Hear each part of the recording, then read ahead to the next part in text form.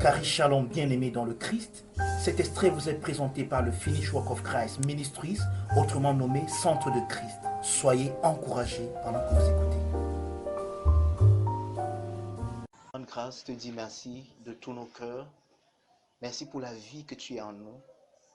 Une vie parfaite, une vie, Seigneur, qui ne souffre de rien, une vie qui n'est pas déficiente, une vie, Seigneur, qui est suffisante en elle-même, qui n'a besoin d'aucun élément externe, Seigneur, pour la compléter, ou bien pour faire en sorte que, Seigneur, elle soit satisfaite.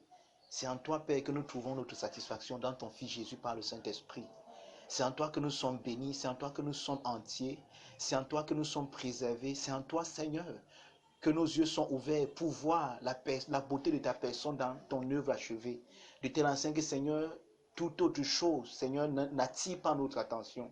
Les défis autour de nous, les challenges, Seigneur, sont des légères afflictions à cause du focus que nous avons, Seigneur, en toi. Nous voulons te bénir et te rendre grâce pour cela, te dire merci. Nous te recommandons ces moments, Père, que ton nom seul soit béni. Nous continuons à parler, Seigneur, du grand mystère Christ et l'Église. Merci d'ouvrir les yeux de nos cœurs. Merci de nous enseigner comme toi seul sais le faire. Merci, Seigneur, pour ta grâce, Seigneur, afin que par ton esprit, nous puissions recevoir ce que tu as prévu pour nous aujourd'hui. Père, nous ne partageons pas des informations sur Christ, mais nous dispensons Christ lui-même. Et Seigneur, plus merveilleux que la manne que le peuple d'Israël mangeait au désert et qui leur donnait la vie pour une journée. Nous, lorsque nous mangeons de ce pain qui est venu du ciel, le vrai pain du ciel, nous avons la vie pour l'éternité. Et nous voulons te rendre grâce pour cela et te dire merci au nom de Jésus. Amen. Amen. Amen. Amen. Amen. Ok, we give thanks to God. Donc nous rendons grâce à Dieu pour une nouvelle opportunité que nous avons ce soir de dispenser Christ. Amen. De parler, de dispenser. Normalement, quand on parle de dispenser, c'est un peu comme une femme qui partage la nourriture, qui donne la nourriture qu'elle a préparée à sa maisonnée. Donc c'est ce que nous faisons avec Christ. C'est peut-être péjoratif de le dire. Christ est comme... En fait, il n'est pas comme. Quand il est venu, Jésus est venu, il a dit dans Jean 6 que vous pensez que Moïse vous a donné la manne dans le désert, mais je suis le vrai pain qui est venu du ciel. C'est mon Père qui vous a donné le vrai pain. C'est moi le vrai pain. De sorte que celui qui me mange n'aura plus jamais faim et que celui qui me boit n'aura plus jamais soif. Amen. Donc rendons grâce à Dieu pour le vrai pain que nous avons. Et chaque fois que nous... Et c'est ce qui fait la spécificité et la particularité de nos réunions, c'est que chaque fois que nous nous réunissons, ce que nous recevons, c'est Christ qui nous est dispensé. Amen. Donc nous ne venons pas recevoir un tas d'informations. D'accord?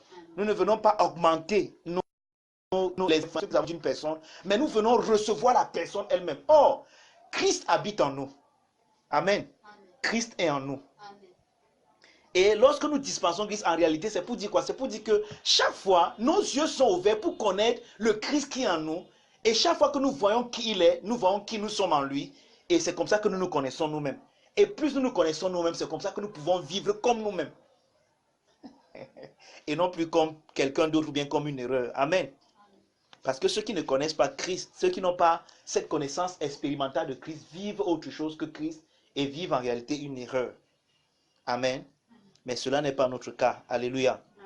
Donc, nous avons commencé la semaine passée à décortiquer ce grand mystère, Christ et l'Église. Et nous avons dit que l'Église est un mystère. Et nous avons déjà défini le mot mystère en disant qu'il y a deux approches pour le mot mystère. Il y a l'approche que nous avons aujourd'hui qui n'est pas la bonne. Je veux dire, lorsque nous voulons étudier ce thème dans les épîtres de Paul. Et l'approche que nous avons aujourd'hui, c'est qu'une chose est mystérieuse lorsqu'elle n'est pas accessible, lorsqu'elle n'est pas compréhensible. On ne peut pas la saisir, on ne peut pas la comprendre. Donc lorsqu'une personne te dit que c'est un mystère, c'est pour te dire qu'il ne cherche même pas à savoir parce que tu ne pourras pas savoir, tu ne pourras pas arriver à la compréhension exacte de, je ne sais pas moi si c'est d'un thème, ainsi de suite. Or, lorsque Paul lui parlait de mystère, ce n'est pas dans cette connotation-là que Paul parlait de mystère. Paul parlait de mystère dans la connotation selon laquelle une initiation. Ça veut dire, par exemple, il y avait des écoles d'initiation à l'époque de Paul. Par exemple, Paul a été dans une école d'initiation et son maître, c'était Gamaliel. Amen. D'accord? Il y avait des écoles d'initiation à l'époque de Paul. Et dans ces écoles, ouais, l'école n'était pas encore comme elle est aujourd'hui. C'est-à-dire qu'un ensemble de partage de connaissances et ainsi de suite. Mais là-bas, quelqu'un avait une connaissance, un maître avait une connaissance. Par exemple, comme Platon, qui était un philosophe, il avait une connaissance. Et il avait ses disciples qui venaient recevoir la connaissance, ils venaient partager avec eux cette connaissance. C'est-à-dire qu'avant que tu ne viennes à cette école d'initiation, tu ne pouvais pas connaître ce que Platon connaît si tu ne t'assois pas, si tu n'es pas un disciple de Platon. Et Platon t'initiait donc dans sa connaissance et tu devenais donc un initié. D'accord? Et ce que Platon avait, pour ceux qui n'étaient pas initiés, c'était un mystère. Mais pour ceux qui étaient initiés, donc les disciples de Platon, ce n'était plus un mystère. Pourquoi? Parce qu'ils avaient déjà été initiés. Et c'est même dans ce sens-là que Jésus utilise même le mot aussi disciple. Quand Jésus dit que voici, Jésus choisit des disciples ou bien des apôtres, c'est dans le sens où il est un maître, un rabbin, et il a une connaissance qu'il veut distiller à ses gars. Amen. Et c'est important que nous le sachions. Donc, l'église est un mystère. En d'autres mots, si tu n'es pas initié, tu ne comprendras pas et tu ne connaîtras pas ce que c'est que l'église. Ceci pour nous dire quoi? L'église transcende les limites naturelles, géographiques et ainsi de suite. Maintenant, ça veut dire que l'église ne peut pas être localisée géographiquement. D'accord? L'église peut être localisée géographiquement. C'est pour cela que les deux seules fois où Jésus a parlé de l'église, dans les évangiles, beaucoup plus dans l'évangile selon Matthieu, le chapitre 16 et le chapitre 18. C'est vrai qu'à la suite, nous allons y arriver. Ce n'est pas trop là-bas que nous voulons... Pardon. Ce n'est pas trop là-bas que nous voulons aller ce soir. Amen. Donc ce soir, nous allons simplement continuer là où nous nous sommes arrêtés la dernière fois. Donc, nous devons comprendre que l'église n'est pas une sorte de plan B de Dieu. Parce que beaucoup de personnes ont présenté l'église comme étant le plan B de Dieu. Parce que selon ces personnes, c'est Israël qui est le plan A de Dieu. Ça veut dire que c'est quand Israël a rejeté Dieu que Dieu maintenant s'est tourné vers l'église. Mais ce qui n'est pas vrai. L'église n'est pas une sorte de plan B de Dieu. Déjà même, Dieu n'a pas un plan B. Ça même, nous devons le comprendre. La semaine dernière, lorsqu'on introduisait ce thème, nous avons vu que nous avons parlé de trois types de choses. On a parlé du but, de l'intention et du plan. Amen. Donc nous devons déjà comprendre que Dieu n'a pas un plan B. Dieu n'est pas comme un homme. Le plan B, c'est quoi? C'est généralement ce qu'on appelle une autre issue. C'est-à-dire que je veux faire quelque chose et je me dis que ça a échoué. Alors qu'est-ce que je fais donc comme ça a échoué? J'élabore donc un autre plan pour m'en sortir. Et une chose est sûre, le plan B n'est jamais le plan initial. Parce que là où on met beaucoup plus d'efforts, c'est dans le plan A. Généralement, le plan B, c'est une sorte de... Bon, maintenant, c'est arrivé, je fais donc comment? Je t'ai vu quoi faire? Ok, je peux choisir une issue, ainsi de suite, ainsi de suite. Un peu comme Abraham. Dieu lui dit, tu auras un fils avec ton épouse Sarai. Abraham attend fatigué, il ne voit pas l'épouse. Sarai, son épouse, lui propose donc le plan B. Ça lui dit, ok, mon gars, voilà l'égyptienne Agar, va avec elle et donne-nous un enfant avec elle. Or, ce qui se passe, c'est que cet enfant du plan B est devenu le problème du monde même jusqu'à aujourd'hui. Oh, et c'est comme ça que beaucoup de personnes aussi veulent voir Dieu. On dit que l'église c'est le plan B. Non, nous avons compris que l'église, nous allons même le voir ce soir dans les passages que nous allons lire. Quand vous lisez l'Ancien Testament jusqu'à la venue du Messie, vous ne voyez pas l'église, il n'y a pas l'église, l'église n'existe pas encore. C'est pour ça que Paul, on va lire dans un passage tout à l'heure, Paul nous dit que l'église était cachée en Dieu. Donc c'est le secret que Dieu avait en lui-même. Vous voyez, l'un des mots, l'une des définitions du mot mystère, c'est le mot se taire, fermer la bouche. Dieu avait fermé la bouche sur l'église. De Genèse jusqu'à Malachie, jusqu'à Matthieu, vous ne voyez pas l'église. Il n'y a pas d'église. L'église n'existe pas. Dieu n'a rien dit sur l'église.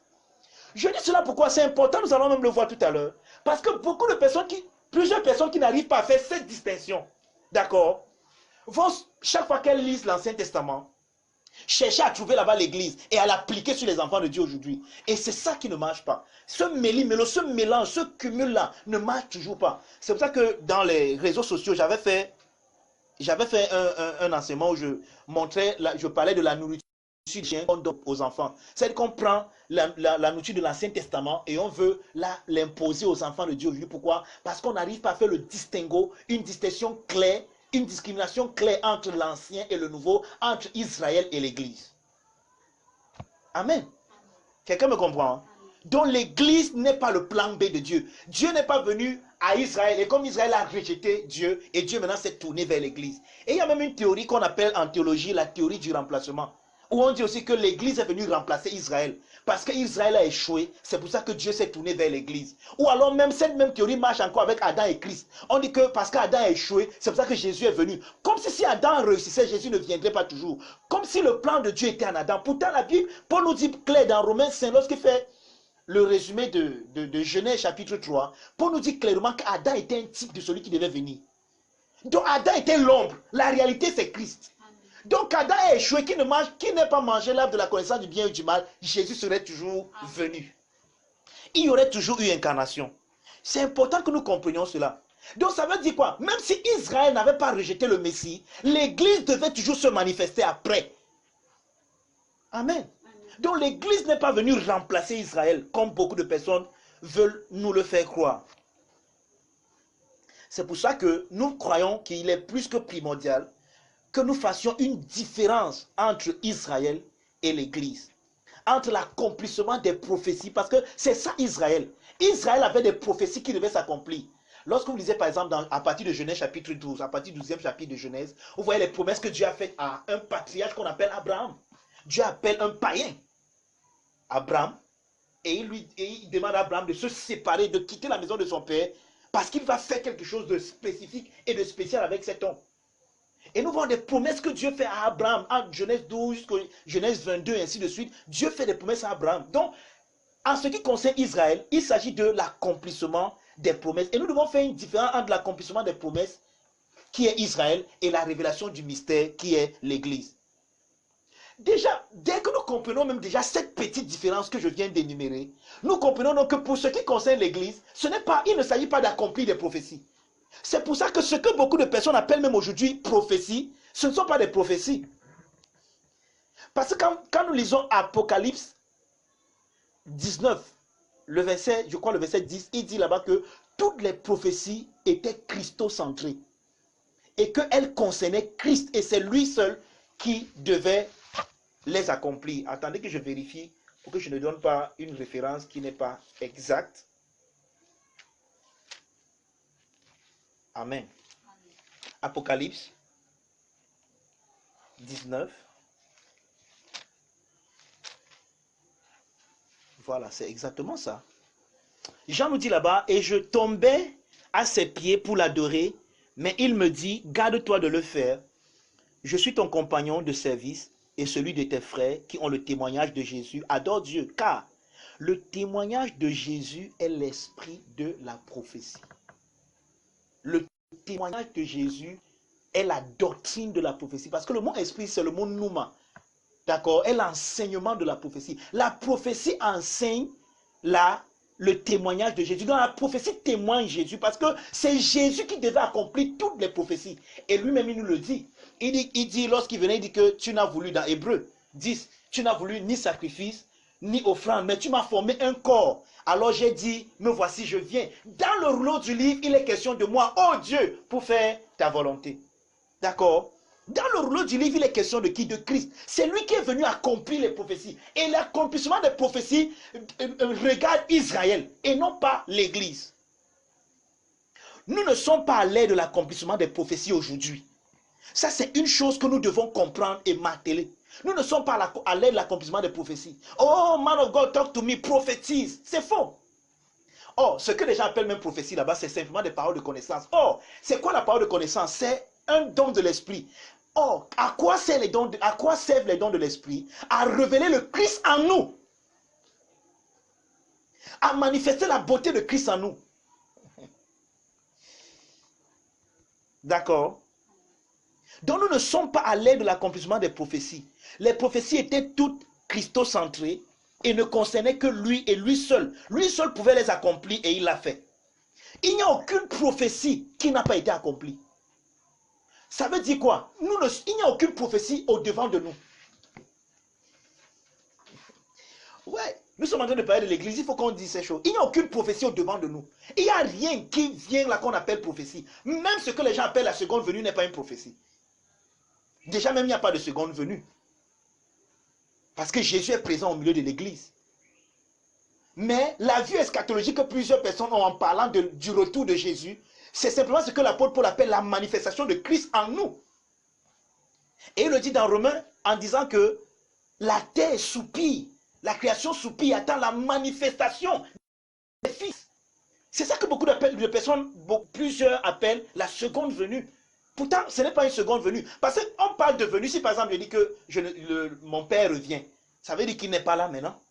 Mais il est quelque part et il va revenir dans un endroit. Christ est là présent en nous. Ouais, c'est parce que la plupart de ces personnes, ou bien de ces prédicateurs, ou de ces enseignants, ont négligé cet aspect christologique de l'évangile, qu'ils ont eu une mauvaise eschatologie, qui pensent que Christ n'est pas là, mais il reviendra d'une certaine planète où il est appelé le ciel, et il va revenir sur la planète Terre pour accomplir une certaine prophétie qui n'a pas encore été accomplie. Jésus, lorsqu'il est venu accomplir toutes les prophéties, et il a conclu cela dans Jean 19, verset 30, que nous connaissons tous en disant « Tétélestai ». Amen. Tétélestai, tout est accompli. C'est fait. Il n'y a rien à accomplir qui n'a pas été accompli. Donc nous ne sommes pas à l'ère de l'accomplissement des promesses, et nous devons le comprendre. Amen. Il les a toutes accomplies. Toutes. Ouais. L'espérance d'Israël, c'est-à-dire que ce que Israël attendait, c'était l'incarnation. C'est pour cela que Emmanuel, Dieu, au milieu du peuple d'Israël, comme l'un d'entre eux, était la plus grande révélation que Israël avait. C'est pour cela qu'eux-mêmes, ils ne l'ont pas compris, c'est que toutes les ombres qu'ils avaient, même la loi de Moïse, pointait vers l'incarnation. C'est-à-dire que ça ne pointait pas vers eux, ça pointait vers quelqu'un qui devait venir. Mais avant que cette personne ne vienne, ils avaient la révélation de la venue de cette personne dans les ombres qu'ils avaient. Par exemple, quand quelqu'un péchait, il apportait un agneau dans le temple et qu'il le donnait au sacrificateur.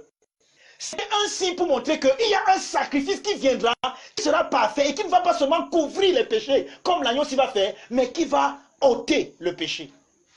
Il y a quelqu'un qui viendra et qui prendra la place du pécheur et qui justifiera le pécheur en lui-même. D'accord? Et cette personne, c'était qui? Ça pointait à qui? Christ, Jésus-Christ. C'est pour ça que nous disons que l'espérance d'Israël, c'était quoi? L'incarnation. Emmanuel, Dieu lui-même manifesté au milieu d'eux comme l'un d'entre eux pour accomplir et consommer en lui-même les ombres contenues dans la loi et les prophètes. C'est lui qui devait les consommer. Et quand on parle de consommer, ici on parle de les accomplir totalement. D'accord? Or, si elles sont totalement accomplies, ça veut dire qu'il y a encore quoi qui reste à accomplir? Rien. Amen. Donc, c'est pour cela que nous devons vraiment comprendre que l'apogée des signes et prodiges dans le traitement de Dieu avec Israël, c'était ce qu'Ésaïe appelait dans Ésaïe 7. Je veux qu'on ait Ésaïe 7, le verset 14. Ésaïe appelait cela le grand signe. Nous, on parle du grand mystère, mais Ésaïe, lui, il a appelé cela le grand signe. Ésaïe 7, le verset 14. Et je vous propose de lire à la maison le contexte de ce passage. Lisez à la maison, c'est très important. Pour comprendre le contexte dans lequel Ésaïe a donné ce passage. Le peuple d'Israël avait été assiégé par une autre nation. Et ils se sont posé la question, est-ce que nous devons aller en guerre contre cette nation? C'est pour ça que je disais par verset 13, verset 12, Achab répondit, je ne demanderai rien, je ne tenterai point l'Éternel. Pourquoi? Parce que le prophète lui a demandé de demander un signe à Dieu pour savoir s'il va remporter la guerre ou pas. Achaz dit qu'il ne va rien demander. Ésaïe dit alors, à l'époque c'est Ésaïe qui était le prophète, écoutez donc mes maisons de David, est-ce trop peu pour vous de lasser la patience des hommes, que vous lassiez encore celle de mon Dieu? Verset 14 qui nous concerne. C'est pourquoi le Seigneur lui-même vous donnera un signe. Amen. C'est pourquoi le Seigneur lui-même vous donnera un signe. Voici, la jeune fille deviendra enceinte et elle enfantera un fils et elle lui donnera le nom d'Emmanuel. Le Seigneur lui-même vous donnera un signe. Vous voyez, le mot signe dans ce passage est traduit du mot hébreu hot, qui signifie une marque distinctive. Donc, le Seigneur lui-même vous donnera une marque distinctive. Maintenant, le mot hot aussi parle d'une bannière. La bannière, c'est un drapeau. D'accord? Une bannière, c'est un drapeau. Et un drapeau, c'est une pièce d'étoffe que l'on attache à une espèce de lance, de manière qu'elle puisse se déployer et flotter au vent, et qui sert à donner un signal, à indiquer un point de ralliement.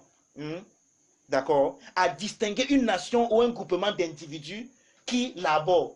Par exemple, lorsqu'on voit le drapeau vert, rouge, jaune avec une étoile dorée sur le rouge, on n'a pas besoin de demander. Quand vous marchez, on dit que voilà les Camerounais. Pourquoi on sait que vous êtes Camerounais? Le drapeau que vous avez trahi qui vous êtes. Donc le Seigneur dit que je vais vous donner un drapeau. Ça, c'est à Israël. Je vais faire une marque qui va vous distinguer. Or, plusieurs personnes pensent que ce qui a distingué Israël des autres nations, c'était des miracles que Dieu a fait. D'accord? Dieu a ouvert l'eau, la mer où ils sont passés. Et lorsque l'équipe de Pharaon est venue aussi passer, ils se sont noyés. Dieu leur a fait manger la manne au désert pendant 40 ans, et ainsi de suite. Plusieurs de ces miracles. Or, nous pensons que c'est ça qui les distingue. Mais en réalité, tous ces miracles-là renvoyaient vers un miracle qui était le plus grand de tous les miracles. C'est le miracle. Donc, le fait que Marie, d'accord, le fait que Marie devienne enceinte et reçoive la semence incorruptible, la parole vivante de Dieu, dans son sein, et qu'elle mette, et que le logos en elle devienne chair, c'est le plus grand de tous les miracles de l'Ancien Testament.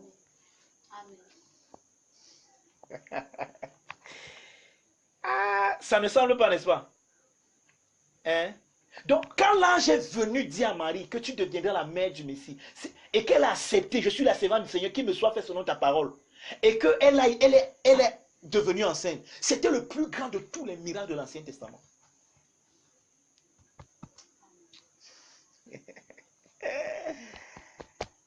Aucun autre miracle n'est plus grand que celui-là. Amen.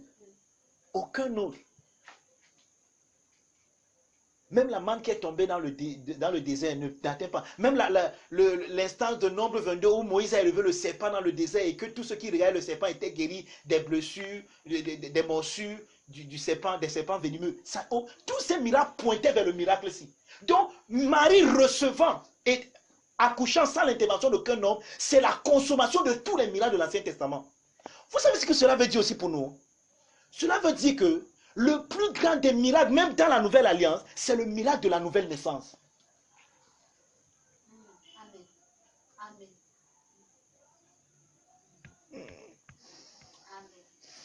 Amen.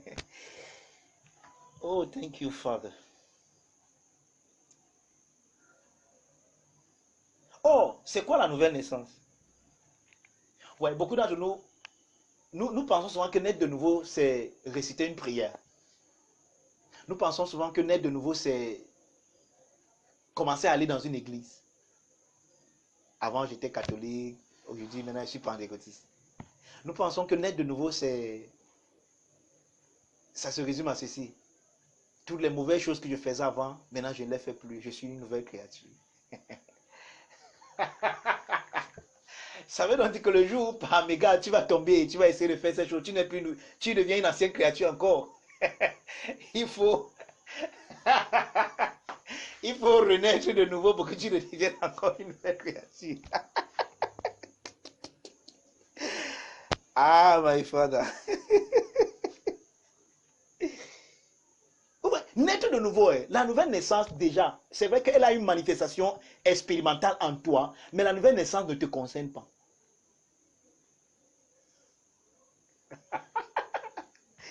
Yeah, thank you, Father. Le nouvel homme, c'est Jésus, c'est Christ. Jésus est né de nouveau à la résurrection.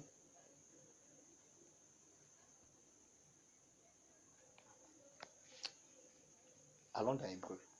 Je vais vous montrer quelque chose.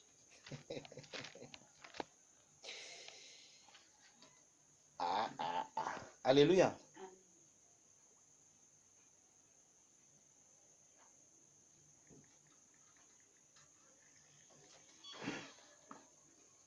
C'est pour ça qu'on dit de lui qu'il est le premier-né d'entre les morts. D'accord.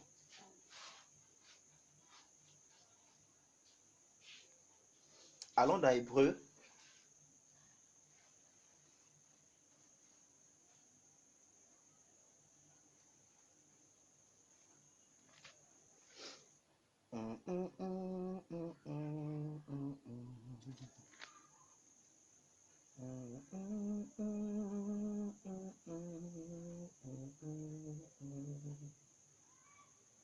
Que Jésus-Christ est Seigneur. Oui, levons tous nos mains vers lui et contemplons sa magnificence. Jésus, le Prince glorieux, oui, acclamons le roi des rois, car tout pouvoir lui a été donné. Jésus, le Prince glorieux. Oui, levons tous nos mains. Hébreu 1, vers lui. Et contemplons sa magnificence. Il s'appelle Jésus, Jésus, le Prince glorieux. Alléluia. Hébreu 1, à partir du verset 5. Car auquel des anges Dieu a-t-il jamais dit, tu es mon fils, je t'ai engendré aujourd'hui. Et encore, je serai pour lui un père et il sera pour moi un fils. D'accord? Maintenant, voici ce qu'on dit au verset 6. Et lorsqu'il introduisit de nouveau dans le monde le premier-né. Le mot premier-né, ça vient du mot grec prototokos, qui parle du prototype. Ça veut dire qui est le premier-né. Et c'est lui qui est le nouvel homme. C'est pour ça que Paul dit quelque part que tel est le céleste, tels sont aussi les célestes. D'accord? Et le mot naître de nouveau ne parle pas d'un changement externe de vie. Mais ça parle plutôt d'une réalisation. C'est pour cela que le mot là, naître de nouveau, lorsque Jésus dit par exemple dans Jean 3, à moins qu'un homme ne naisse de nouveau, le mot là c'est anagenao qui parle de naître d'en haut, naître dès l'origine. D'accord? En d'autres mots, réaliser que avant que tu ne sois dans le ventre de ta mère, tu étais déjà en Christ. Amen. Quand tu réalises cela, tu es né de nouveau. Et cette réalisation ne peut se faire que par la prédication de l'évangile. Parce que c'est, et nous allons le voir tout à l'heure, c'est dans l'évangile que le secret de Dieu qu'est l'église était gardé. C'est pour ça qu'à moins que l'évangile ne te soit prêché, tu ne comprendras jamais qui tu es et tu ne pourras pas naître de nouveau. Or, naître de nouveau, c'est quoi? C'est réaliser qui tu es en Christ. Parce que quand Christ est né, il est devenu l'homme corporatif, il est devenu le Christ pneumatisé, le Christ qui incorpore tous les hommes. Et chaque personne, donc parmi ces personnes qui sont incorporées dans la naissance de Christ, qui reçoit Christ, en réalisant qu'il est né en Christ dans le nouvel homme, il devient ce que Christ est pour lui. C'est pour ça que la semaine prochaine, nous allons étudier Matthieu chapitre 16, en parlant de l'instance où Jésus a posé la question aux disciples, qui dit-on que je suis? Et nous allons regarder la réponse de Pierre. Et nous allons répondre à la question, celle de savoir, Pierre est-il le fondement de l'église? Déjà, même ce soir, on va démanteler cela en montrant que la seule personne qui a posé le fondement de l'église, ce n'est pas Pierre, mais c'est plutôt Paul, l'apôtre. Amen. D'accord? C'est très important que nous le comprenions. Donc, naître de nouveau, c'est naître d'en haut, naître dès l'origine, naître dès l'original, naître à partir de l'original. Et il y a un seul original, Dieu a un seul original. C'est Jésus-Christ. Amen. Amen. Amen. Donc, c'est important que nous le comprenions. Très important. Il est l'homme inclusif, il est le nouvel homme, il est l'homme céleste, il est le corps de Christ, duquel nous sommes membres. D'accord? Il est la nouvelle création. Il est l'Église. Et le plus grand miracle dans cette économie, c'est la régénération, donc l'appropriation de ce que Jésus a accompli dans son corps. C'est ce que j'étais en train d'expliquer tout à l'heure. D'accord? C'est pour ça que j'ai un livre que je suis en train d'écrire que j'appelle l'âge miracle, le plus grand de tous les miracles, en montrant que naître de Dieu, c'est le plus grand de tous les miracles. Or, qu'est-ce que nous pouvons remarquer? Le plus grand de tous les miracles se passe à l'insu des sens. Quand tu es né de nouveau, tes sens n'ont pas participé à ta nouvelle naissance. D'accord? C'est pour ça que nous allons le voir la semaine prochaine, que l'Église, c'est l'ensemble des personnes qui marchent non pas une connaissance sensorielle, mais une connaissance christologique ou christique. Qui se connaissent non selon la chair et le sang, mais selon la révélation que le Père leur donne d'eux-mêmes. Amen. Amen. Lorsque nous naissons expérimentalement dans la naissance positionnelle de Christ, nous faisons l'objet du plus grand de tous les miracles dans cette économie. Et cela déclenche en nous la manifestation de qui nous sommes en réalité, en vrai. Maintenant, la marque distinctive d'Israël, c'était l'incarnation. C'était Emmanuel, Dieu au milieu d'eux, comme l'un d'entre eux. Amen. Maintenant, quelle est la marque donc distinctive de l'Église? Qu'est-ce qui distingue l'Église? Quel est le drapeau de l'Église? Que quand on voit le drapeau, on dit que l'Église est là-bas. On a vu ça la semaine passée. Christ en toi. Amen. Christ en toi. Donc la marque distinctive de l'Église, c'est la nouvelle naissance. C'est cela notre bannière. Et nous verrons même cela tout à l'heure. D'accord? Ou alors la semaine prochaine, beaucoup plus précisément, lorsque nous allons étudier Matthieu chapitre 16, nous allons comprendre que ne peut faire partie de l'Église que celui à qui le Père a révélé Christ et celui à qui Christ a révélé le Père.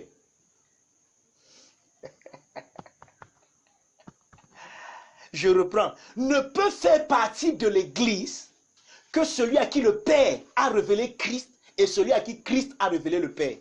Donc celui à qui le Père a révélé le Fils et le Fils a révélé le Père. Or, nous savons que la connaissance du Père et du Fils se fait dans le Saint-Esprit. D'accord? Le Père connaît le Fils dans le Saint-Esprit et le Fils connaît le Père dans le Saint-Esprit. Or, Jésus dit quelque chose. Personne ne connaît le Père si ce n'est le Fils. Et personne non plus ne connaît le Fils si ce n'est le Père, ou bien celui à qui le Fils veut le révéler. Or, dans Matthieu 16, comme nous allons le voir la semaine prochaine, Jésus pose une question lorsqu'il amène ses disciples à Césarée de Philippe. Qui dit-on que je suis moi le Fils de Dieu? Et chaque personne, chaque membre de l'Église a répondu d'une manière ou d'une autre à cette question. Nous allons y revenir. Amen. Amen. La semaine prochaine, nous allons y revenir. Chaque membre de l'Église a répondu à cette question. Qui est Jésus-Christ pour toi? Est-ce que Jésus-Christ est ton garçon de course? Donc, tout ce que j'essayais de dire là, c'est pour dire quoi? C'est pour dire qu'il y a une différence qu'il faut faire, une différence nette qu'il faut faire entre Israël et l'Église. D'accord? Ça veut dire quoi? Quand nous regardons nos Bibles sont divisées comme dans l'Ancien Testament. Genèse à Malachie, Nouveau Testament, Matthieu à Révélation, c'est faux. Hein? C'est une fausse division de nos Bibles. En réalité, la vraie distinction que nous devons faire, c'est la prophétie et le mystère. Israël et l'Église. Or, il n'y a pas d'église dans Matthieu, il n'y a pas d'église dans Marc, il n'y a pas d'église dans Luc, dans Jean. Même dans Actes, même l'église commence à partir de Actes chapitre 9. Amen. Important que nous le comprenions et que nous le sachions. C'est important. Donc, ce soir encore, nous allons faire cette distinction entre l'église et Israël. Le premier passage que je veux que nous puissions lire, c'est Romains chapitre 16 à partir du verset 25. Romains chapitre 16 à partir du verset 25. Oui, levons tous nos mains vers lui et contemplons sa magnificence. Romains 16 à partir du verset 25. Amen. Amen. Oh, j'aime l'apôtre Paul. J'aime ce grand homme de Dieu. Il dit, à celui qui peut vous affermir selon mon évangile. Ouais. Quand vous lisez cet homme, soit vous allez être dans deux logiques. Soit ce gars était imbu de lui-même, d'accord, et qui ne savait même pas de quoi il parle, soit alors c'était vraiment le canal que Dieu avait choisi à son époque pour apporter cet évangile. Paul dit que le seul moyen pour Dieu d'affermir qui que ce soit, c'est selon son évangile.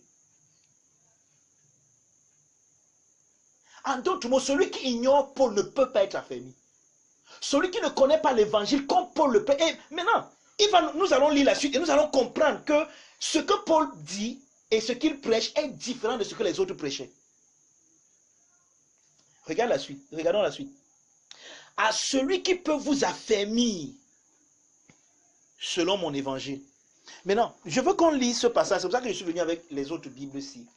Je veux qu'on ouvre ce passage et qu'on voit ça dans Amplified Bible, dans la Bible amplifiée. D'accord? Je veux vous lire ça dans la version amplifiée. Il dit ceci. Romains 16, verset 25. Now to him who is able to strengthen you in the faith with his accordance with my gospel and the preaching. Vous voyez ça? Hein? Now to him who is able to strengthen you in the faith. C'est ça affermir. To strengthen you in the faith. To make you strong in faith. Maintenant, je veux lire une autre version. Ça, c'est le compendium du révérend Dr. Sean. Je vais vous lire d'autres versions de ce même passage parce que nous devons comprendre ce qui veut dire affermir là-bas. Ce que l'apôtre Paul entend par affermir. Romains 16, à partir du verset 25.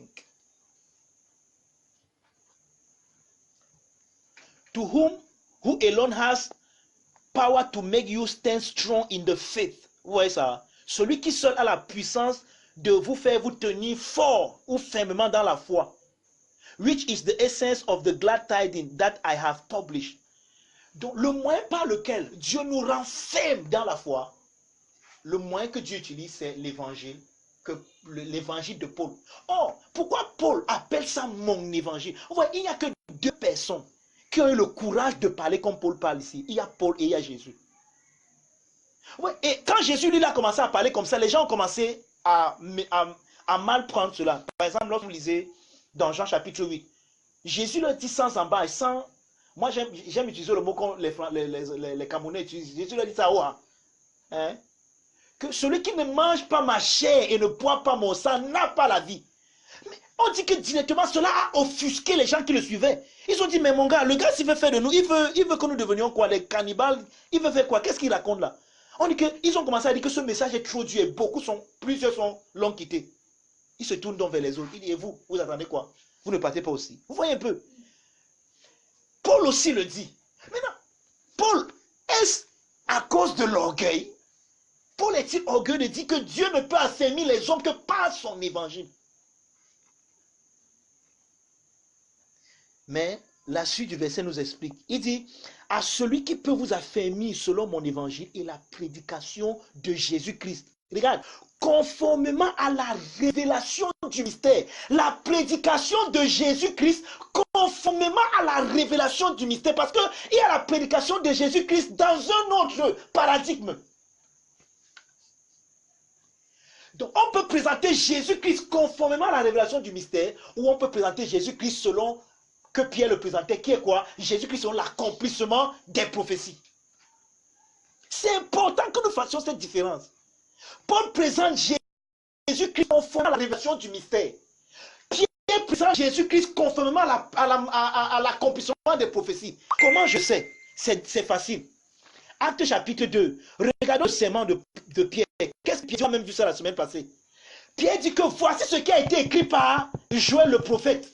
Donc Pierre présente Jésus à ces gens qui sont venus à la Pentecôte selon l'accomplissement des prophéties. Jésus est venu accomplir la prophétie de Joël 2. Mais ce n'est pas comme ça que Paul lui présente Jésus. Paul présente un Jésus qui n'avait jamais été révélé tel comme tel avant que Paul ne vienne. Par exemple, si vous demandiez à Pierre, lorsque Jésus était sur la croix, qui est là-bas sur la croix? Vous savez ce que Pierre devait vous dire? Oh, c'est notre maître, c'est notre Seigneur. Les Romains sont méchants, regarde comment ils le crucifient nu. Ouais, aïe. Il n'y a que Paul qui vient nous montrer que la croix n'est pas un échec, mais plutôt une victoire. Paul apporte Jésus, Paul peint Jésus dans une... Paul nous présente Jésus comme on ne l'avait jamais présenté avant. C'est pour ça qu'il dit qu'il présente Jésus conformément à la révélation du mystère. Et il continue. Nous sommes tous dans Romains 16, n'est-ce pas? Le verset 25. Du mystère caché pendant des siècles. Le mystère s'y était caché. Il n'était pas révélé. Il était un mystère, il était un secret. Pendant des siècles. Le mot siècle, c'est pas des âges passés. Donc tu demandes à Abraham, Abraham ne connaît pas Jésus comme ça. Donc le Jésus qu'Abraham a vu dans la révélation, c'est Jésus selon l'accomplissement des prophéties. C'est le fils d'Abraham qui devait venir accomplir les prophéties. D'accord? Mais Abraham n'a pas vu le mystère. On va voir ce mystère. D'ailleurs même, on a lu ça la semaine passée, on va encore lire ça aujourd'hui dans Colossiens 1. Il va dire que le mystère, c'est Christ en toi. Les Abraham ont connu Christ, Christ avec nous, Jésus avec nous, mais n'ont pas connu Jésus en nous. Ils ont connu Emmanuel. Dieu avec nous, parmi nous, au milieu de nous, comme l'un d'entre nous. Mais ils n'ont pas connu Dieu en nous, Christ en nous, l'espérance de la gloire. Ils n'ont pas connu. Alléluia. Donc, je reprends le verset 25. À celui qui peut vous affermir, selon mon évangile et la prédication de Jésus-Christ, conformément à la révélation du mystère, caché pendant des siècles. Verset 26. Mais maintenant manifesté maintenant par les écrits des prophètes, d'après l'ordre du Dieu éternel, et porté à la connaissance de toutes les nations, afin qu'elles obéissent à la foi. À Dieu seul sage soit la gloire au siècle des siècles, par Jésus-Christ. Amen. Alléluia. La révélation, Christ selon la révélation du mystère, et non Christ selon l'accomplissement des prophéties. Ça, c'était le Christ que Pierre lui présentait, mais le Christ que Paul présentait, et c'était un Christ, c'est pour ça qu'il y a un homme de Dieu qui appelait ça Christ foretold et Christ untold. Donc, Christ prédit. Le Christ de Pierre, on l'avait prédit. Christ a accompli tout ce qui était prédit à son sujet. Mais le Christ que Paul présente, c'est un Christ qui n'avait jamais été révélé comme ça. Personne n'avait jamais connu ça. Christ en nous, qui a que Dieu peut vivre en nous. Ce n'était même pas monté dans le cœur des hommes que l'homme que nous voyons là était capable de contenir Dieu. Que Dieu pouvait... C'est pour ça que le mystère de l'hypostat, de la révélation hypostatique de Dieu devenir homme, 100% Dieu, 100% homme en Christ, où Dieu et l'homme se rencontrent en Christ, sans perte de distinction. Donc Dieu est Dieu, l'homme est l'homme, mais Dieu et l'homme se rencontrent en Christ. On appelle ça l'union hypostatique. Qui aurait dû comprendre ces choses si Paul n'était pas venu? Amen. Important. Colossiens, on a lu sur le passage la semaine passée. On va le lire encore aujourd'hui. Colossiens 1 à partir du verset 25. Thank you, Father. Oh, merci Seigneur. Alléluia. C'est d'elle que j'ai été fait ministre selon la charge que Dieu m'a donnée auprès de vous, afin que j'annonçasse pleinement la parole de Dieu. J'ai expliqué ce passage la semaine passée. Le mystère caché de tout temps et dans tous les âges, mais révélé maintenant à ses saints, à qui Dieu a voulu faire connaître quelle est la glorieuse richesse de ce mystère parmi les païens, savoir Christ en vous. Et tout à l'heure, on va lire un passage où Paul dit que le mystère s'était caché en Dieu et a été révélé par l'évangile. En d'autres mots, c'est quoi l'évangile? Le message de l'évangile révèle Christ dans les hommes. Donc, aller prêcher l'évangile à une personne, c'est aller montrer à cette personne Christ en elle. Amen. Si tu finis de prêcher, tu ne montres pas à cette personne que Christ est en elle, tu ne lui as pas prêché l'évangile. Certainement, tu étais un disciple de Bishop Jacques. Tu allais prêcher la loi, le légalisme, mais tu vas prêcher l'évangile. L'évangile révèle le mystère qui était caché en Dieu. Et ce mystère, c'est Christ en toi, l'espérance de la gloire. Paul dit dans Galates 1, verset 15, que lorsqu'il a pu à celui qui m'avait appelé dès le sein de ma mère, de révéler à moi son fils, de révéler à moi son fils. Donc, pendant que Paul était en train de persécuter l'église, le fils était en lui, mais il ne savait pas.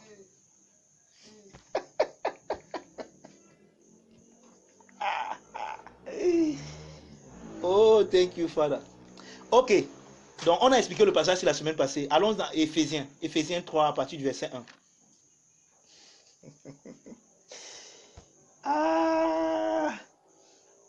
L'évangile révèle Christ en toi. Amen. Si Christ n'est pas révélé en toi, ce n'est pas l'évangile, c'est autre chose. Éphésiens 3 à partir du verset 1. Are you there? À cause de cela, moi, Paul, le prisonnier de Christ pour vous, païens, si du moins vous avez appris quelle est la dispensation de la grâce de Dieu qui m'a été donnée pour vous, c'est par révélation que j'ai eu connaissance du mystère sur lequel je viens d'écrire un peu de mots. Et en les lisant, vous pouvez vous représenter l'intelligence que j'ai du mystère de Christ.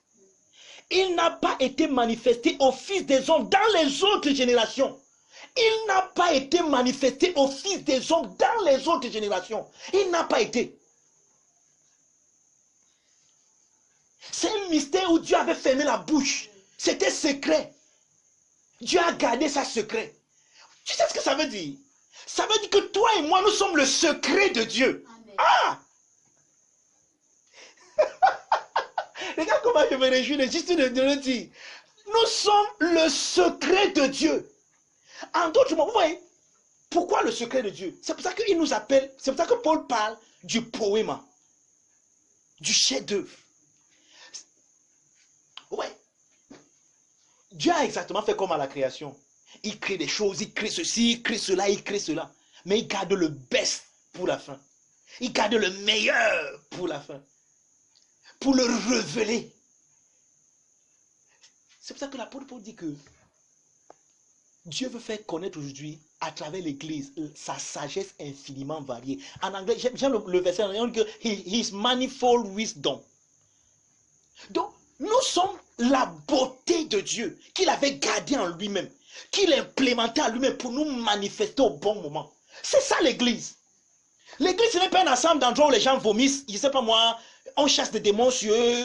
Ouais. Aujourd'hui, à certains endroits, quand tu viens propre, il faut que tu rentres sale pour que on sache que tu étais à l'église.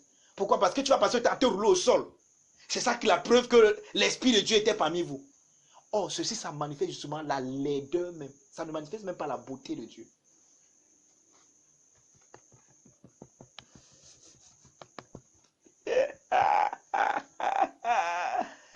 Amen. Verset 6. Non, verset 5. Il n'a pas été manifesté aux fils des hommes dans les autres générations comme il a été révélé maintenant par l'Esprit aux saints apôtres et prophètes de Christ. Ce mystère, voici le mystère donc. Ce mystère, c'est que les païens sont cohéritiers et forment un même corps et participent à la même promesse en Jésus-Christ par l'évangile. J'ai donc été fait ministre selon le don de la grâce de Dieu qui m'a été accordé par l'efficacité de sa puissance. Vous voyez ça?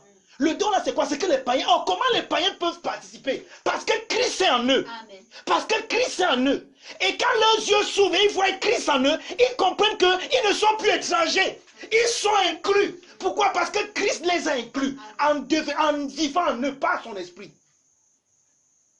Pourquoi? On a vu que le nouvel homme, lorsque Dieu a introduit de nouveau son fils dans le monde, et lorsque Christ est ressuscité, il a inclus en lui-même tous les hommes. Parce qu'il est devenu, par sa mort, il est devenu le dernier Adam, et par sa résurrection, il est devenu le second homme. Le nouvel homme, l'homme céleste, qui a inclus tous les hommes. Mais ces gens-ci ne vivront expérimentalement ce salut dans lequel ils sont inclus en Jésus que si nous leur prêchons l'évangile. Et leurs yeux s'ouvrent et qu'ils réalisent qui ils sont vraiment. Sinon, ils sont inclus en Christ, mais ils ne pourront pas expérimenter cette inclusion de façon expérimentale. Pourquoi? Parce que l'évangile n'est pas prêché. Or, l'évangile c'est quoi? Allez leur dire que, hey, vous êtes réconciliés, Christ est en vous. Christ n'est pas seulement avec nous. Donc la révélation d'Emmanuel est dépassée.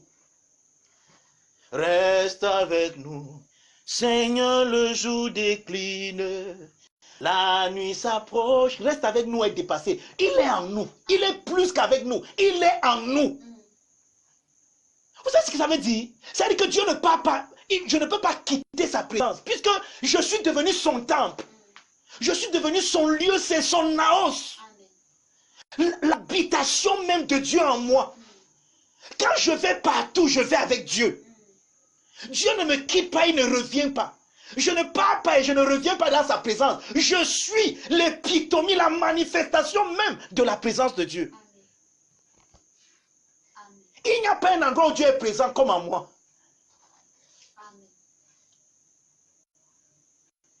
That's why everybody who touch me touches God.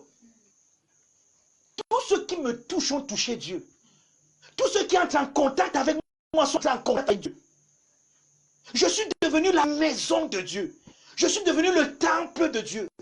Là où Dieu a embelli la maison où il a trouvé son repos. C'est moi. Oui, c'est pour ça qu'on a crucifié Étienne. Quand Étienne a dit au peuple juif cette vérité, que Dieu n'habite plus dans les maisons faites de main d'homme. Dieu s'est choisi une maison qu'il a construite lui-même. Des pierres vivantes. Oui, individuellement, nous sommes la maison de Dieu. Même collectivement, nous sommes le temple de Dieu également. Amen. C'est ça le mystère, c'est ça la révélation du mystère. Oh, je suis sûr que pour nous, peut-être parce que nos yeux ne sont pas encore ouverts, on peut prendre ça pour acquis. Ah, Dieu habite à moi et puis quoi? Non, pas, je ne comprends pas. J'ai mal ici, j'ai fait ci, j'ai faim, j'ai fait... Non. Christ a fait de ton corps son temple.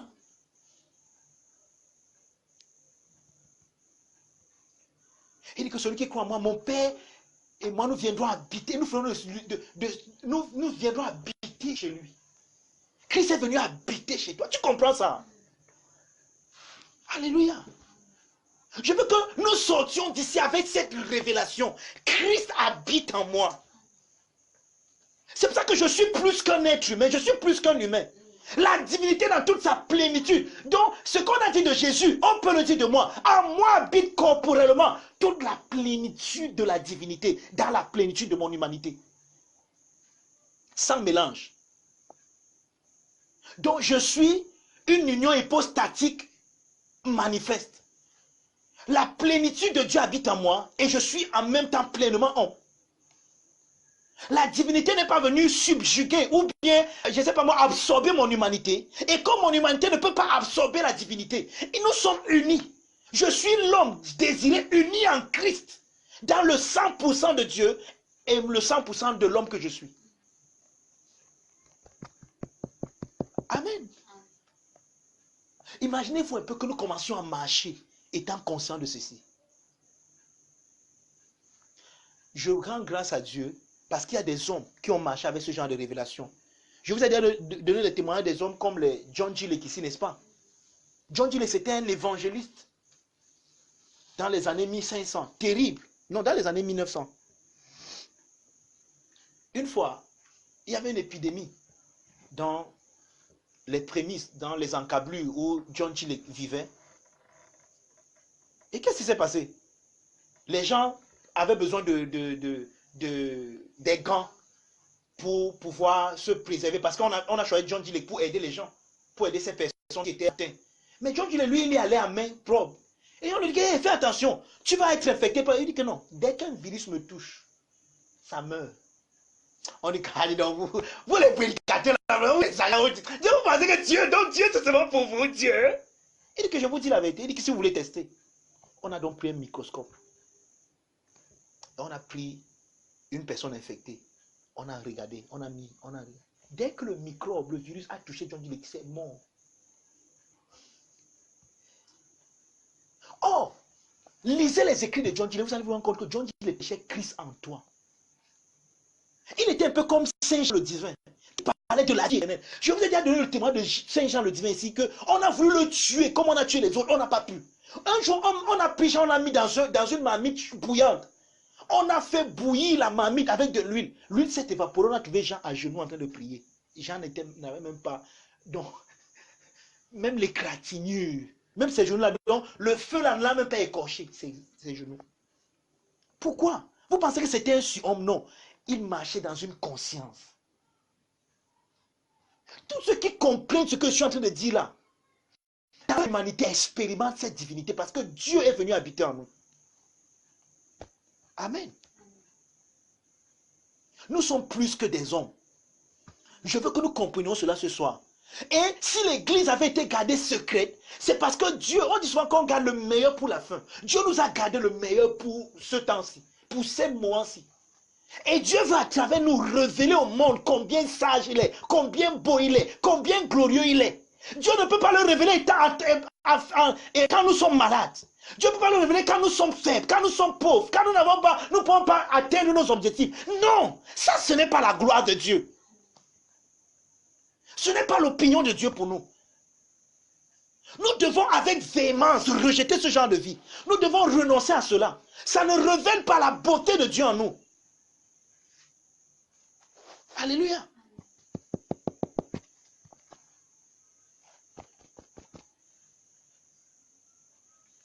Allons-y rapidement, le temps. Nous allons lire Galates chapitre 2. Alléluia. Thank you, Father.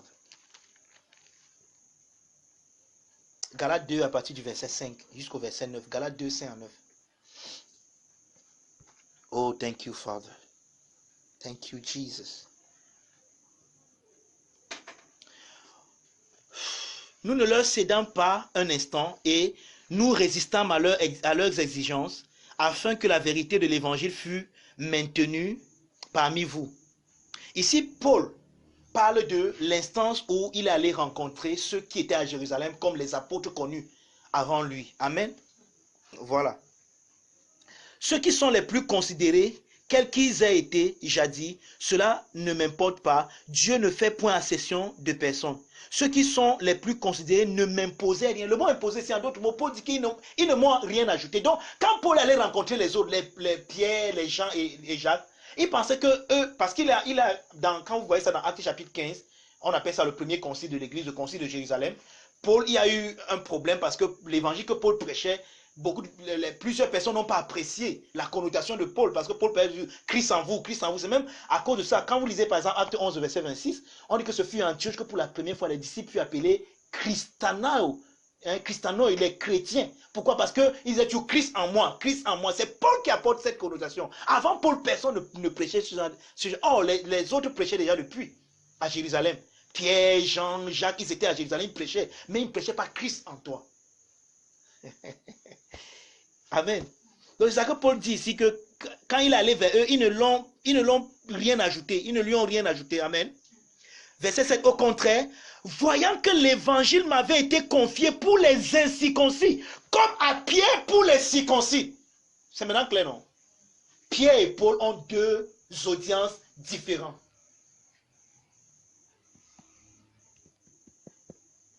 Car celui qui a fait de Pierre l'apôtre des circoncis a aussi fait de moi l'apôtre des païens. Et ayant reconnu la grâce qui m'avait été accordée, Jacques, voici ceux qui ont reçu le mandat des circoncis. Jacques, Céphas, Pierre et Jean, qui sont regardés comme des colonnes, me donnaient à moi et à Barnabas la main d'association afin que nous allions, nous vers les païens et eux vers les circoncis. D'accord?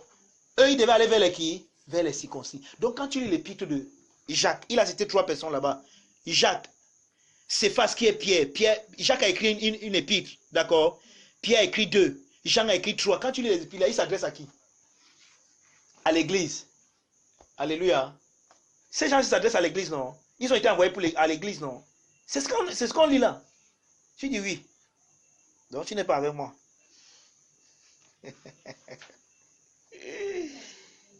Et ayant reconnu la grâce qui m'avait été accordée, Jacques, Pierre et Jean, qui sont regardés comme les colonnes, me donnaient à moi et à Barnabas la main d'association, afin que nous allassions, nous vers les païens et eux vers les circoncis, vers les juifs, vers Israël. Ils ont été envoyés à Israël. Et Pierre, Paul et Barnabas sont allés vers les païens.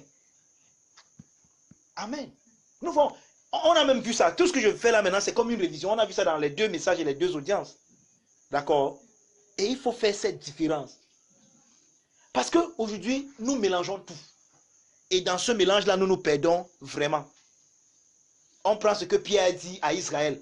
On prend ce que Jésus a dit à Israël. On dit que c'est l'église. Je vous ai donné l'exemple là très simplement. Demandez, vous recevrez. Ce n'est pas pour nous. Demandez, vous recevrez. Cherchez, vous trouverez. Frappez, et l'on vous ouvrira. Voilà les passages que plusieurs prennent aujourd'hui pour enseigner sur la prière. Mais ce n'est pas à nous. Notre Père qui est aux cieux, que ton nom soit sanctifié. Ce n'est pas pour nous. Jésus a enseigné à Israël. On a lu ça ici la semaine passée où Paul dit clairement que Jésus était un ministre de la circoncision. C'est pour ça qu'il a donné à ceux-ci le même ministère que lui de continuer. Parce que dans Matthieu chapitre 24, il avait donné à Israël une génération, donc 40 ans. Après 40 ans, il devait juger Israël. Et il l'a fait. Lorsque le temple a été détruit par l'empereur Titus. Amen. D'accord. C'est important que nous comprenions cela. Maintenant, nous avons vu également la semaine passée que le mot ecclésia, duquel mot dit église, d'ailleurs, je vais vous dire que, au moins ici, vraiment, vous voyez que je n'apprécie pas beaucoup Louis II, mais au moins ici, Louis II a fait un très bon travail par rapport à King James. Vous savez comment King James traduit le mot ecclésia, le mot grec ecclésia, il traduit ça par church. Et le mot church n'a rien à voir avec ecclésia. Or, le mot français que Louis II il a choisi pour ecclésia, c'est église. Vous voyez que ça vient vraiment d'ecclésia. Ecclésia, église. Mais church n'a rien à voir avec église, avec ecclésia. Bon, comme nous ne sommes pas anglophones, ça, je vais garder ça peut-être pour la prochaine fois quand il y aura les anglophones. Mais le mot church n'a rien à voir avec l'église. C'est même pour ça que c'est pas étonnant ce qui se passe dans les churches. Le mot church, ça vient d'un mot latin et d'un mot allemand plutôt Skirch, qui parle du cycle. Vous savez, vous connaissez ce qu'on appelle le cycle, non? C'est vrai qu'aujourd'hui, on n'a plus trop de cycle. Quand il dit même trop, c'est parce que je suis Clément, on n'a même pas le cycle. Mais au moins, on voit ça à la télé. Le cycle, c'est un endroit où les gens viennent s'amuser, où les gens mettent les gros nez comme ça, ils font des trucs, ils jouent, et ils font c'est ça le cycle. Donc le cycle, c'est un endroit pour le jeu. Et c'est pas étonnant qu'à l'église aujourd'hui, les gens viennent à l'église, ils pensent qu'ils partent au cycle, ils partent jouer. Parce que c'est ça le mot church. C'est l'origine du mot church. Mais gloire à Dieu, au moins pour lui, second qui nous a, nous, au moins les francophones, nous a épargnés. Il a au moins mis. Au moins à ce niveau, il a fait un petit bon travail. Il a mis église qui vient vraiment d'ecclésia. Oh, ecclésia, c'est ecclésia. Je vous ai dit ici, la semaine passée, que ecclésia n'est pas, c'est un mot extra-biblique. C'est-à-dire que ce n'est pas un mot que les écrivains de la Bible ont inventé. Il y avait déjà des ecclésias à l'époque de. À l'époque, c'est-à-dire que c'est des mots qu'on utilisait même dans des périodes extra-bibliques. Par exemple, l'ecclésia, ça parlait du Sénat, ou alors de ceux qui ont été désignés pour représenter un État. On les appelait l'ecclésia. Par exemple, il y avait l'ecclésia romain. D'accord? L'ensemble des citoyens romains qui avaient été désignés par l'empereur pour venir avec lui dans un sénat pour parler des choses de l'État. On les appelait l'église. Donc c'est de ce mot-là que le mot église vient. Donc l'église, c'est le sénat. Donc nous sommes l'église de Jésus. En d'autres mots, nous sommes le sénat de Jésus. Donc c'est nous qui venons avec Christ dans le sénat pour parler des affaires du monde. Pour dire comment est-ce que le monde, selon lui, pas selon la démocratie, mais selon la théocratie, va être géré. Quelqu'un me comprend? C'est ça l'église. Nous sommes le sénat du Père sur la terre. Ce n'est pas beau. Alléluia. C'est mieux que church, c'est mieux que le cycle. 1 Corinthiens 3 à partir du verset 9. Je crois que c'est l'avant-dernier verset. 1 Corinthiens 3. 1 Corinthians 3 from verse 9. Ah, thank you, Father. J'aime bien ce que l'apôtre Paul dit dans ce passage. Car nous sommes ouvriers avec Dieu. Vous êtes le champ de Dieu, édifice de Dieu. Vous voyez ça? Le mot édifice de Dieu veut dire l'église de Dieu. Nous sommes l'église de Dieu. En d'autres mots, l'église, ce n'est pas une maison. On va voir ça la semaine prochaine. L'église n'est pas une maison. Il n'y a pas une maison. Donc, c'est pour ça que je vous ai dit, quand vous venez ici, ne dites pas que je m'en vais à l'église. Vous voyez, nous donnons une mauvaise image de nos lieux de rassemblement. Je m'en vais à l'église. Ça, ce n'est pas l'église. Je m'en vais dans la communion avec les sanctifiés. Je m'en vais dans le rassemblement des saints. C'est ce que nous faisons. C'est ça que nous sommes ici. Mais tu es l'église. Tu es l'édifice de Dieu. Alléluia. Amen. Selon la grâce de Dieu qui m'a été donnée, j'ai posé le fondement comme un sage architecte. Ici encore, nous voyons ce garçon imbu de lui-même qu'on appelle l'apôtre Paul. Paul dit qu'avant lui, personne, il n'y avait pas de fondement. Il dit que c'est lui qui a posé le fondement comme un sage accident. Donc avant lui, il n'y avait pas l'église. Il a dit tout à l'heure que Dieu peut affermir, Dieu peut vous affermir par mon évangile. Ah, ce gars était orgueilleux. Non.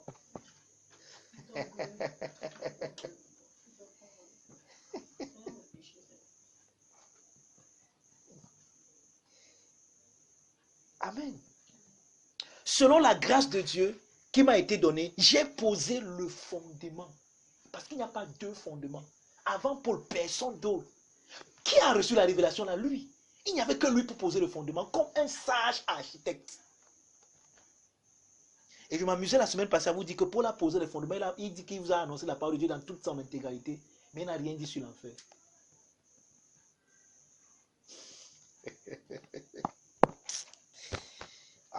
Je sais que quand on vient à l'église aujourd'hui, on ne veut pas réfléchir.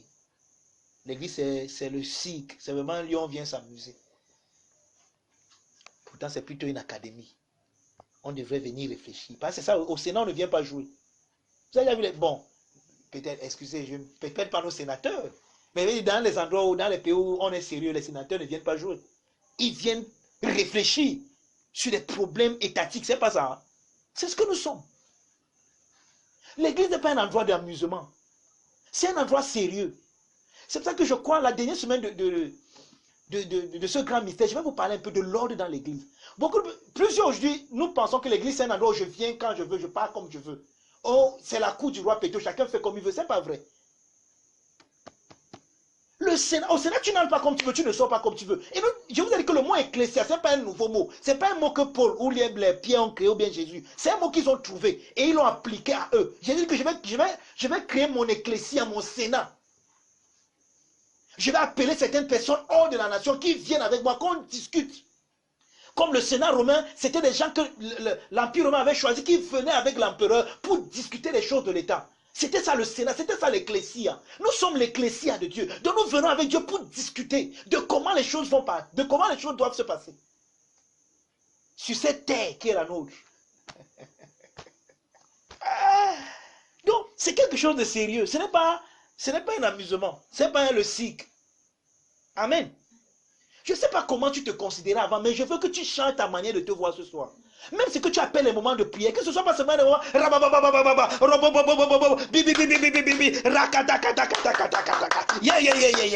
Amen. Non. Quoi? Père, je te bénis pour Bamenda. Ce n'est pas ta volonté que les gens meurent comme ils sont en train de mourir. Mais Père, je te bénis pour l'œuvre que tu as accomplie de ce côté. Je déclare que l'évangile grandit là-bas. Et que toutes ces personnes rebelles reviennent dans le bon sens. Qu'est-ce que tu es en train de faire? Tu es en train de causer avec le Père. Tu es en train de traiter une affaire sérieuse.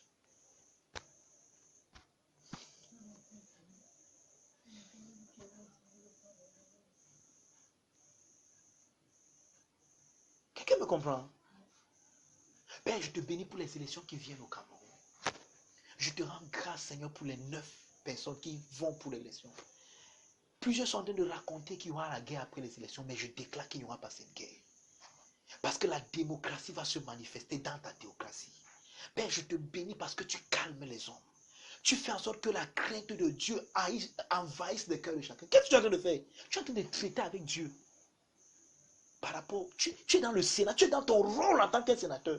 Tu causes avec le Père par rapport aux affaires de la nation. Oui. Mais c'est pas comme ça que nous on a vu ça aujourd'hui. Bien aimé, prie. Je suis pas en train de dire que prier en langue. Oh, en langue, même quand tu fais en langue, au contraire, parfois, la Bible dit même que tu dis des mystères. Je ne suis pas en train de connaître la prière en langue, mais je veux te dire la langue qui n'a même pas de sens. Coca-Cola,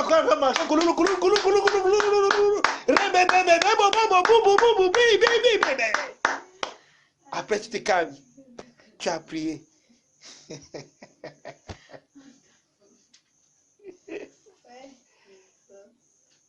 Rita sunde kapazu valima dozondo. Lerika tuze valima zondo lobra. La kidi karamo. Rabiza vitu rabaramozu. Tu es en train de dire des trucs. Tu sais que tu es en train de dire des choses qui pèsent. Oui. C'est pas que non. Tu regardes. Une langue, tu regardes la monde. Rababababababa, les koto koto koto. Yikiti kiti kiti kiti kiti kiti kiti kiti kiti kiki kiki mire ke bakati koti kiti bakati. Likati kato koti kiti ke. Ye you. 30 minutes. Wow. Mama mami mama. Mais maman mi mama. Non. Là tu es dans le sig. Tu es dans le sketch, tu n'es pas dans l'église. Amen. Donc Paul dit qu'il a posé le fondement comme un sage architecte. Maintenant, voici ce qu'il dit à la suite. Et un autre bâtit dessus, mais que chacun prenne garde à la manière dont il bâtit dessus. Donc, ça veut dire quoi? Il n'y aura plus un autre fondement qui sera posé. On ne peut que bâtir sur le fondement que Paul a posé. Mais faisons attention, comment nous bâtissons dessus? Parce qu'il y a des différents matériaux que les gens vont mettre sur le fondement là. Et ils les citent. Avant même de citer Matthieu, il dit là, car personne ne peut poser un autre fondement que celui qui a été posé, à savoir Jésus-Christ. Jésus-Christ est le fondement de l'Église. Il n'y a pas un autre fondement. Jésus-Christ est le fondement de l'Ecclésia. Ce Sénat a un fondement, c'est Jésus-Christ. Alléluia. Or, si quelqu'un bâtit sur ce fondement avec l'or, l'argent ou les pierres précieuses, du bois, du foin, du chaume, l'œuvre de chacun sera manifestée, car le jour la fera connaître parce qu'elle se révélera dans le feu, et le feu éprouvera ce qu'est l'œuvre de chacun. Je ne veux pas entrer là-dedans. Je dis le feu là, ça passe simplement de l'amour de Dieu. Point final. Et je vais expliquer dans un autre programme. Allons-y, lisons le dernier passage, Romains chapitre 15. Romains chapitre 15, à partir du verset 15. 15 à 21. C'est le dernier passage que nous allons lire ce soir. Romains chapitre 15, 15 à 21.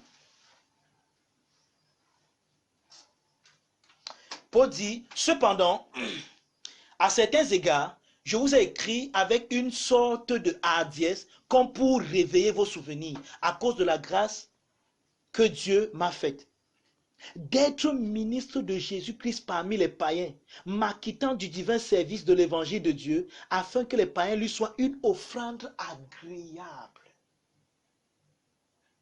étant sanctifiés par l'Esprit Saint. D'être ministre de Jésus-Christ parmi les païens, m'acquittant du divin service de l'évangile de Dieu. Donc Paul, pendant que Paul s'acquitte du divin service de l'évangile de Dieu, qu'est-ce qu'il fait?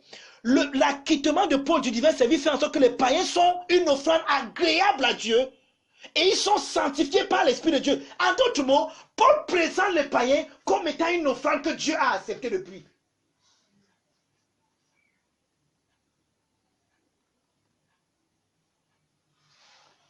Ça veut dire quoi? Nous qui prêchons l'évangile selon Paul, selon le fondement que Paul a posé, ce que nous devons présenter, c'est nous devons présenter les hommes parfaits en Christ. Une offrande que Dieu agrée. J'ai donc sujet de me glorifier en Jésus-Christ pour ceux qui regardent les choses de Dieu. Car je n'oserais mentionner aucune chose que Dieu n'ait pas faite par moi pour annoncer, pour amener les païens à l'obéissance par la parole et par les actes, par la puissance des miracles et par des prodiges, par la puissance de l'Esprit de Dieu, en sorte que depuis Jérusalem et les pays voisins jusqu'en Illyrie, j'ai abondamment répandu l'évangile de Christ et je me suis fait l'honneur d'annoncer l'évangile là où Christ n'avait point été nommé, afin de ne pas bâtir sur le fondement d'autrui. Vous voyez ça? Paul dit que lui, il a annoncé Christ là où Christ n'avait pas encore été nommé. Or, nous savons bien que Paul est venu annoncer Christ là où les autres étaient déjà passés avant. Mais il dit que Christ, que lui présent, n'avait pas encore été nommé là-bas, même si les autres étaient passés avant lui. Ils n'ont pas annoncé Christ que lui l'annonce. Pourquoi? Parce qu'eux, ils annonçaient Christ selon l'accomplissement des prophéties, mais lui, il annonçait Christ selon la révélation du mystère. Et c'est le même Christ que nous annonçons aujourd'hui. Christ selon la révélation du secret qui est en Dieu. Christ comme le dépositaire du secret sacré. Et le secret sacré, c'est quoi? C'est que Christ en nous, l'espérance de la gloire. Donc quand nous partons prêcher l'évangile, nous présentons Christ en la personne que nous avons devant nous, l'espérance de la gloire. Et c'est ça le Sénat de Dieu. Et c'est ça l'évangile de Jésus-Christ. Alléluia. Mettons-nous debout, rendons grâce au Père, disons-lui merci. Que tout genou fléchit, que toute langue confesse que Jésus-Christ est Seigneur, que les nations proclament.